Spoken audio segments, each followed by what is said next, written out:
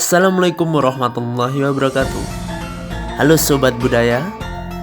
Dalam video pembelajaran kali ini, saya akan sedikit menguraikan materi tentang musik tradisional.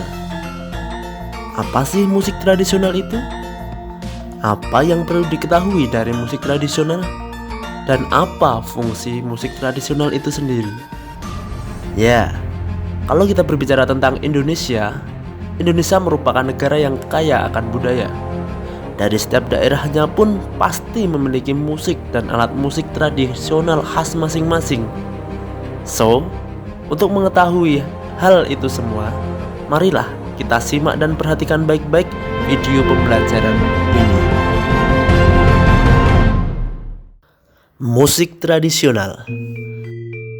Seni musik tradisional adalah salah satu macam dari seni musik yang secara turun-temurun dan melekat sebagai sarana hiburan di kalangan masyarakat tertentu.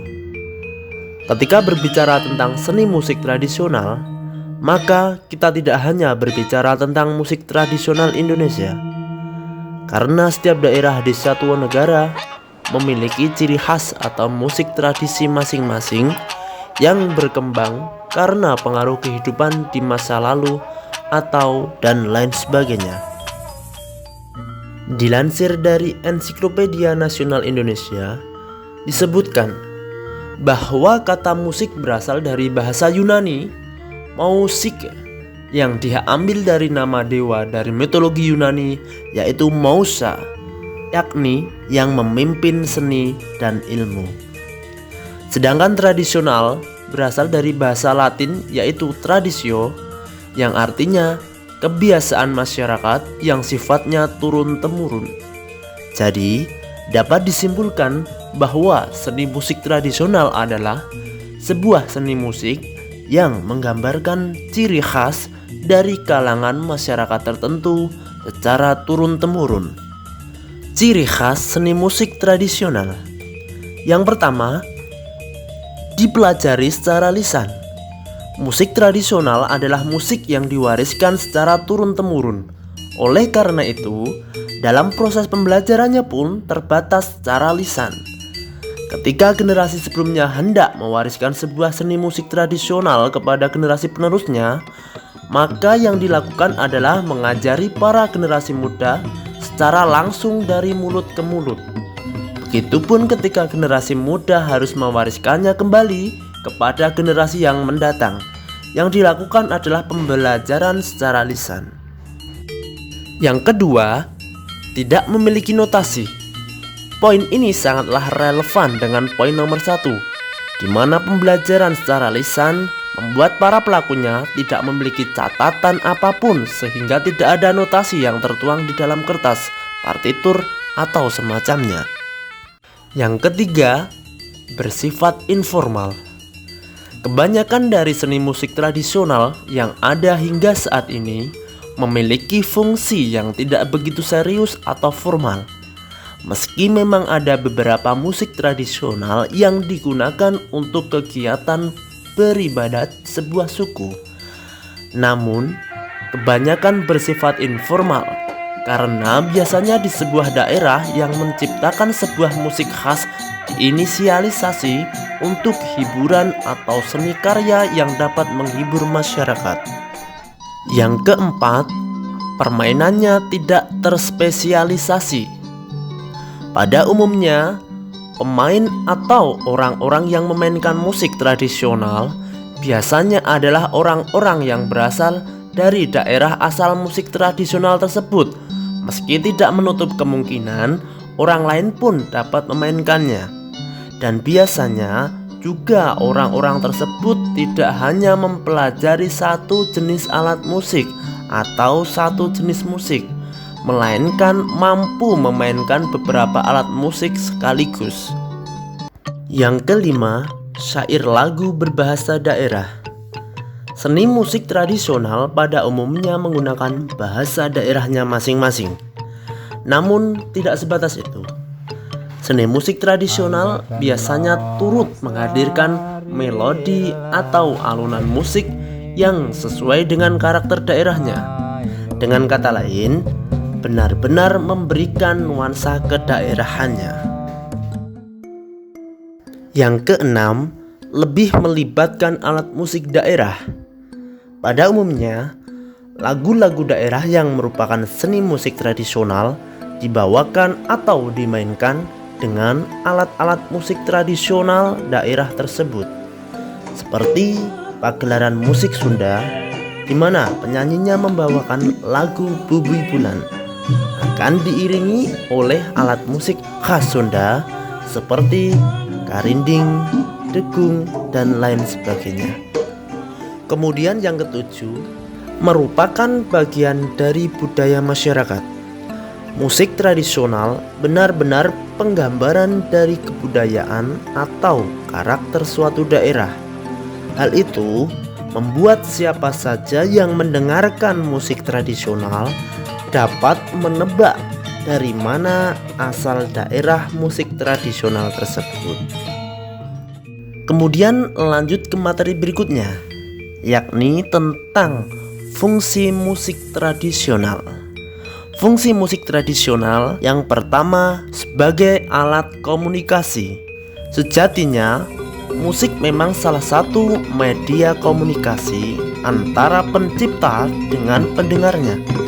Pencipta atau penulis lagu selalu berusaha mengkomunikasikan apa yang dirasakan atau menyampaikan suatu keadaan kepada pendengarnya. Yang kedua, sebagai sarana hiburan.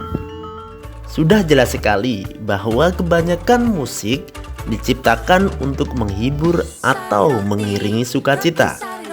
Musik dapat dimanfaatkan untuk mengalihkan pikiran dari rutinitas sehari-hari. Hal ini kontra sekali terjadi di daerah-daerah di mana masyarakat sekitarnya biasanya rutin menyelenggarakan pertunjukan musik daerah mereka dan lepas dari rutinitas untuk waktu beberapa saat. Semua suka, aromanya nikmat, bikin kita jadi semangat. Yang ketiga, sebagai musik pengiring tarian. Tarian daerah mana yang tidak menggunakan musik sebagai pengiringnya?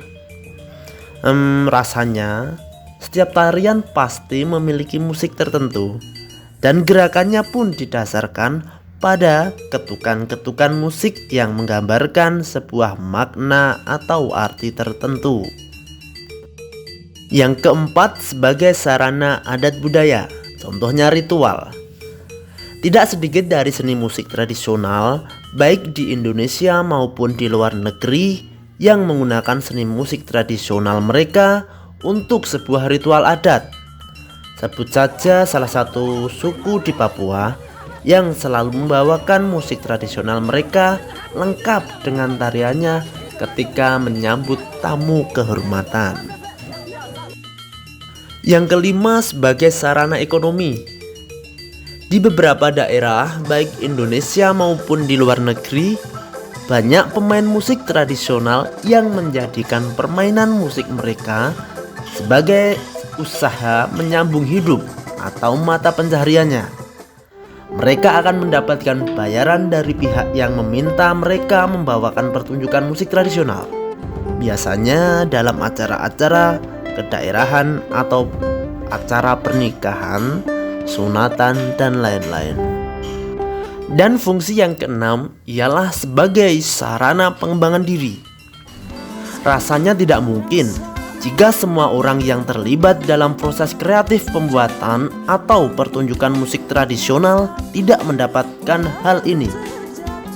Selain menambah keterampilan, orang-orang yang bergelut dalam dunia ini biasanya memiliki karakter yang kental akan budaya daerahnya, sehingga karakter-karakter atau ciri khas orang di daerah tersebut tidak akan hilang atau tergerus arus globalisasi.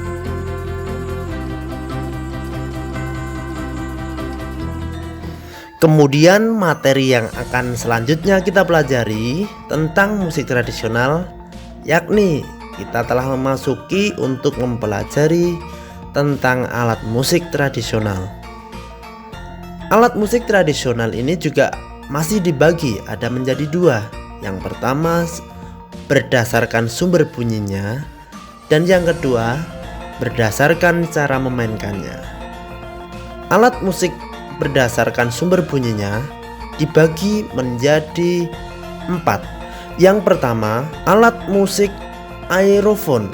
Aerofon adalah alat musik yang sumber bunyinya berasal dari getaran udara yang diatur oleh lubang-lubang atau lidah yang ada pada alat musik tersebut. Contohnya ada seruling, serunai, recorder, dan lain sebagainya. Yang kedua yakni kelompok membranofon. Membranofon sendiri adalah kumpulan alat musik yang sumber bunyinya berasal dari membran atau selaput kulit yang diregangkan dan dipasang pada sebuah kotak ataupun tabung.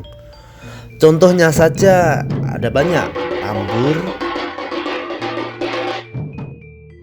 rebana, tifa, dan masih banyak lainnya. Yang ketiga ialah ideofon. Ideofon merupakan alat musik yang sumber bunyinya berasal dari getaran alat musik itu sendiri. Contohnya saja gong dan seperangkat gamelan, angklung, dan lain sebagainya. Kelompok alat musik yang keempat ialah kordofon. Kordofon adalah alat musik yang sumber bunyinya berasal dari dawai, tali, senar yang bergetar karena dipetik, digesek, ataupun dipukul. Contohnya saja rebab, kecapi, siter, harpa, dan lain sebagainya. Kemudian yang selanjutnya adalah pengelompokan alat musik berdasarkan cara memainkannya. Yang pertama jenis alat musik tiup, alat musik gesek, alat musik petik, dan alat musik pukul. Contoh jenis alat musik tiup ialah saksofon, harmonika, tuba, seruling, klarinet, flute, terompet, dan trombon. Contoh jenis alat musik gesek ada cello, viola, biola, rebab, kontrabas, dan gauhu. Contoh jenis alat musik petik ada gitar, sitar Jawa, mandolin, sasando, sitar, kecapi Sunda, banjo, dan ukulele. Kemudian alat musik pukul. Alat musik pukul masih dibagi lagi menjadi 2 bagian. Yang pertama, alat pukul tak bernada, dan yang kedua, alat pukul yang bernada. Jenis alat musik pukul tak bernada contohnya drum, timpani, tamborin, simbal, triangle, kendang, gong, rebana. Kemudian jenis alat musik pukul yang bernada ialah vibrafon, kolintang, belira, glockenspiel, calung, ataupun gambang. Dan selanjutnya dalam video kali ini akan ditampilkan sebuah tabel yang di sana telah dijelaskan alat musik daerah dari beberapa daerah di Indonesia yang telah disertai pengelompokan berdasar sumber bunyinya dan cara memainkannya.